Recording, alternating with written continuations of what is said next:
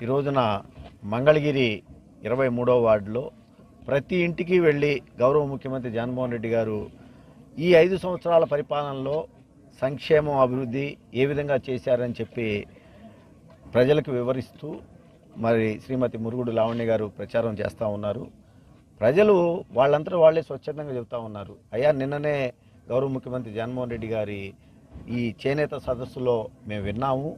1,20,000 సుమారుగా ఇళ్ళు మన మంగళగిరి నియోజకవర్గంలో ఉంటే 1,02,000 1,03,000 ఇళ్లకి నవరత్నాల పథకాల ద్వారా సుమారు 16-1700 కోట్ల రూపాయలు సంక్షేమ రూపంలో అందినాయి.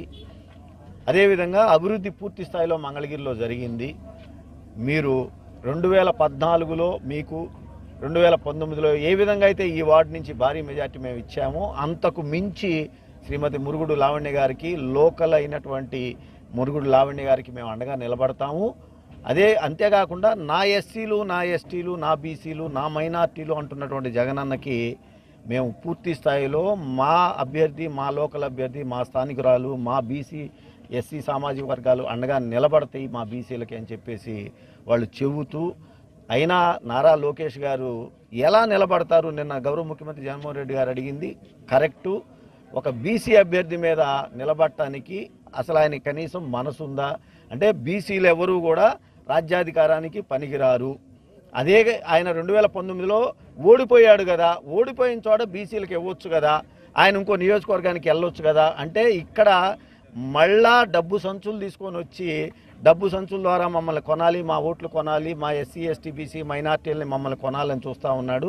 మేము మళ్ళా మరొకసారి శాశ్వతంగా రాజకీయాలకి నుంచి ఈ రాష్ట్రం నుంచి తెలుగుదేశాన్ని, నారా లోకేష్ని రాజకీయాల్లో లేకుండా చేయటానికి ఇవాళ దేవుడు మాకు లావణ్య రూపంలో మా స్థానికురాలు, మా బీసీ మహిళా సోదరికి జగనన్న ఇవ్వటం అనే దాన్ని మేము అందిపుచ్చుకొని ఖచ్చితంగా మేము అందరం కూడా శాసనసభకి మురుగుడు లావణ్య గారిని మంగళగిరి నుంచి ఎన్నుకుంటాము. అదేవిధంగా గుంటూరు పార్లమెంట్ నుంచి శ్రీ కిలారి వెంకటరోసయ్య గారిని మేము పార్లమెంటు సభ్యుడిగా పంపిస్తామని చెప్పి చెబుతా ఉన్నారని చెప్పి ఈ సందర్భంగా తెలియజేసుకుంటూ, స్థానికంగా ఉన్న అందరం కూడా కలిసి ఏకమై జగనన్నకి అండగా నిలబడటానికి మంగళగిరి నారా లోకేష్ని శాశ్వతంగా రాజకీయాల నుంచి దూరం చేయడానికి కంకణం కట్టుకుందని ఈ సందర్భంగా తెలియజేసుకుంటాం.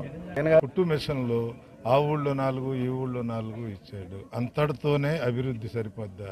పథకాలు అయ్యి 29 ఇవాళ అర్హులైనటువంటి ప్రతి ఒక్కళ్ళకు కూడా జగన్మోహన్ రెడ్డి గారు పథకాలు ఇస్తున్నాడు.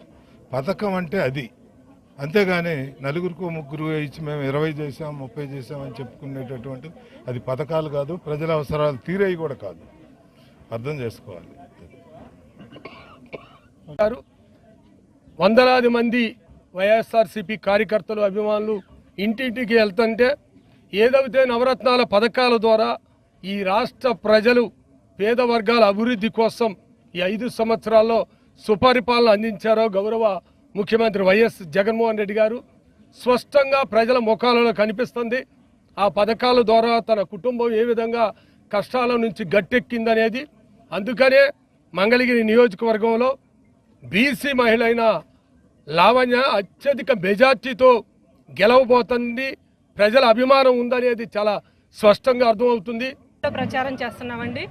అందరూ కూడా జగనన్నకి సపోర్ట్గా మేము ఉంటామని చెప్తున్నారు. అలాగే చిన్న సమస్యలు కూడా చెప్పారు. ఇక్కడ కమ్యూనిటీ హాల్ ఒకటి ఉంటే బాగుంటుందని మా దృష్టికి వచ్చింది.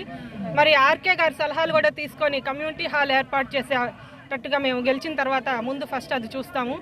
అలాగే ఇక్కడ లైబ్రరీ కూడా కొంచెం డెవలప్మెంట్ చేస్తే బాగుంటుంది అని మా దృష్టికి వచ్చింది. దాన్ని కూడా ఖచ్చితంగా డెవలప్ చేస్తాము. అలాగే ఇంకా జగనన్న మీద అభిమానంతో అందరూ కూడా